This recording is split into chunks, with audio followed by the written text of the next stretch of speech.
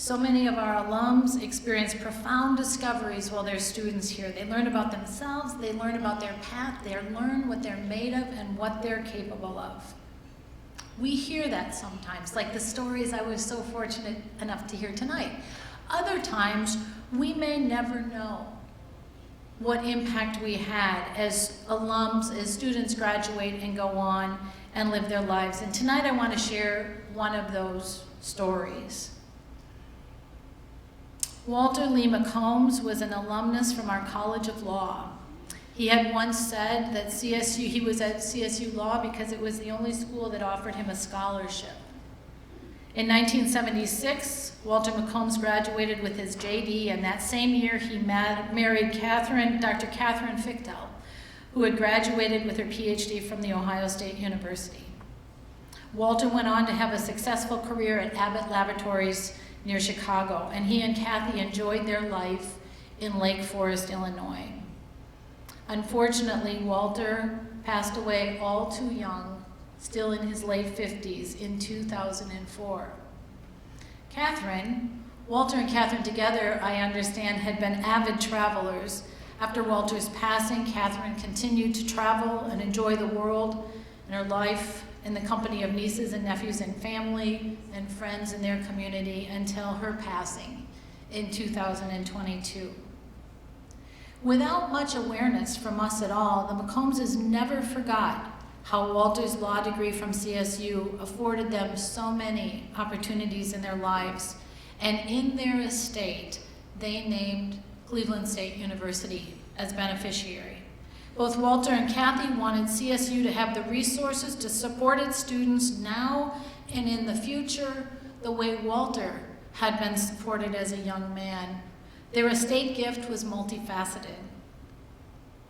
A significant amount of it, $1.3 million, went into a Walter Lee McCombs Endowed Scholarship Fund in the College of Law to continue providing scholarships to our law students.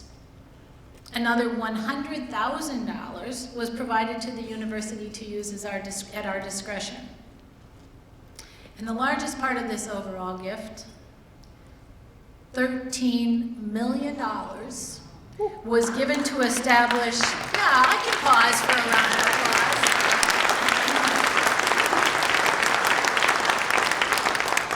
Was given to establish the Catherine F. McCombs and Walter Lee McCombs Transformative Impact Fund, which will allow us to help high-need students manage the costs of their educations, including tuition, but not only tuition, if necessary, room and board, if necessary, related expenses like transportation. This gift, totaling $14.4 million, is the largest donation ever received by a donor in our university's history. That is remarkable.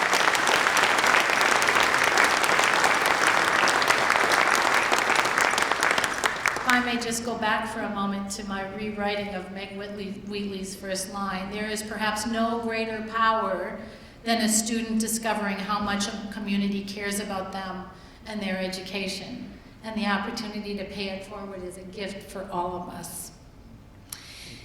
In recognition of that extraordinary generosity, we wanted to place the McCombs name somewhere on campus where everyone could see it, be inspired by it, and know of this remarkable legacy. And we thought, where better to honor Walter and Kathy than in a campus space that's touched by nearly everyone on a daily basis, in a space that's often filled with student activity and scholarship.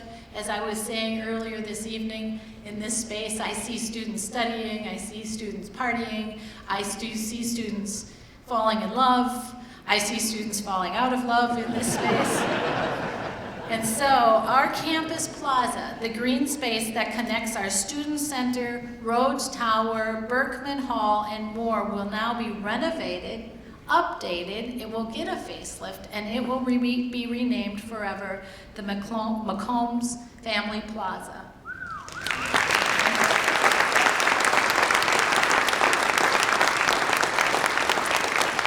We are unspeakably grateful for this historic gift, and I am so pleased, although I would give anything to be able to look Walter and Catherine in the eye and tell them the impact that this gift will have. We don't have that opportunity.